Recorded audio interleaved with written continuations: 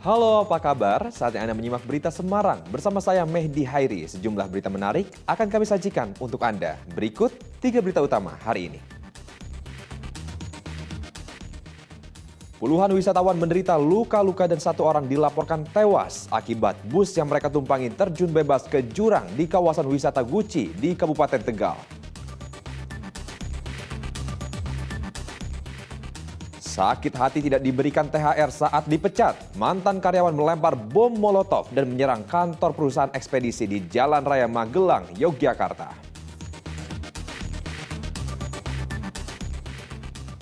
Pasokan dari petani terlambat, harga telur ayam dan bawang merah meroket di kota Semarang.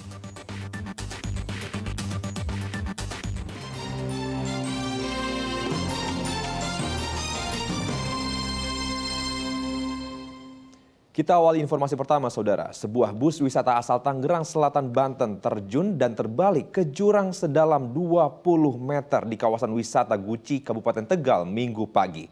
Akibat kecelakaan tersebut, 1 orang dilaporkan meninggal dunia dan puluhan lainnya menderita luka-luka.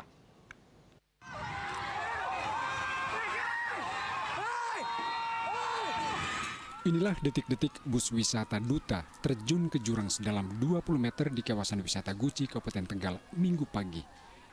Dari video amatir warga, bus meluncur bebas tak terkendali sehingga langsung terjun dan terbalik ke dalam jurang. Kepanikan disertai suara histeris terjadi seketika.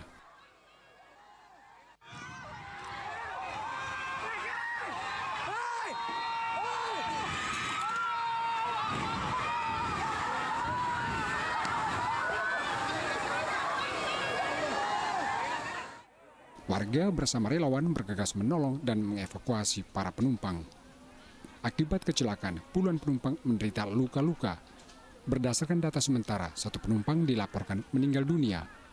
Bus membawa rombongan wisatawan jemaah Majelis Taklim Masjid Baitul Hanif asal Kayu Gede, Serpong Utara, Tangerang Selatan, Banten. Menurut saksi mata, sebelum terjun ke jurang, sopir sedang memanaskan mesin bus di area parkir. Sebagian penumpang telah masuk ke dalam bus, sementara sopir berada di luar bus. Namun tiba-tiba saja bus meluncur sendiri. Bus kian tak terkendali karena rem tangan tidak berfungsi. Mobil itu ada mobil turun ke bawah, terus ke tampingan, rempet tampingan, turun bawah terus jadi tambah kenceng terus jebur ke kali, gelundang gitu. Saya teriak-teriak, orang-orang mulai pada berdiri, pada minggir semua. Itu bis ada penumpangnya, Pak? Ada. Ya maksimal itu ya 80% ada. Oh, berarti itu bis dari parkiran atas terus dilusur ke bawah ya? Iya, turun ke bawah. Turun ke bawah terus jebur ke kali? Iya, jebur ke kali. Oh, itu kira-kira korban banyak, Pak? Ya kayaknya banyak. Ya hampir itu maksimal ya 70% itu ada. Satuan Lalu Lintas Kepolisian Resor Tegal tengah melakukan olah tempat kejadian perkara untuk mengungkap penyebab kecelakaan. Kuncoro Wijayanto melaporkan dari Kabupaten Tegal. Di Guci adalah Korban kecelakaan maksud kami, bus wisata Duta yang terjun ke jurang di kawasan wisata Guci, Kabupaten Tegal mencapai 32 orang. 31 korban dilaporkan menderita luka berat dan ringan, sedangkan 1 korban meninggal dunia. Kesibukan sangat terasa di ruang IGD Rumah Sakit Dr. Susilo Slawi, Kabupaten Tegal, Minggu siang. Pihak rumah sakit menerima puluhan penumpang bus wisata Duta yang menjadi korban kecelakaan bus terjun ke jurang di kawasan wisata Guci. Data UPTD Guci menyebutkan seluruh korban berjumlah 32 orang. 31 penumpang menderita luka berat dan ringan, bahkan sebagian korban menderita patah kaki. Sedangkan 1 korban dilaporkan meninggal dunia. Di antara korban terdapat anak-anak dan lansia. Hingga berita ini diturunkan, polisi masih menyelidiki penyebab pasti kecelakaan. Namun dugaan awal kecelakaan terjadi karena rem tangan tidak berfungsi saat bus ditinggal sopir dalam kondisi mesin bus masih menyala. Dan total berapa ya, Pak? sementara data yang kita terima yang informasi 31 yang luka-luka baik ringan maupun berat, yang 1 orang meninggal dunia. meninggal dunia itu termasuk yang 31, Pak? Bukan, Bukan. Berarti 32, Pak ya? untuk sementara informasi Untuk yang sementara kita begitu, karena ya? kan, yang ada di kantor PTD ada juga yang luka ringan. Sekarang kita evakuasi juga ke rumah sakit sosial. Pak, itu bus itu dalam keadaan berhenti atau berjalan tuh, Pak? Pada saat kejadian itu posisi dalam kondisi parkir ya atau berhenti. Sehingga pada saat memanasi, kemudian sebagian penumpang naik dan terjadi bisnya berjalan sendiri tanpa ada sopir.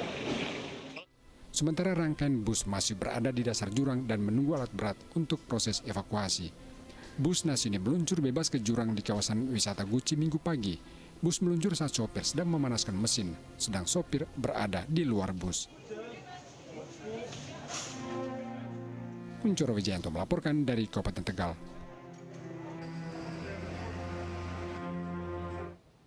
Diduga akibat korsleting listrik, 2 rumah di Kabupaten Grobogan ludes terbakar. Kerugiannya diperkirakan mencapai puluhan juta rupiah.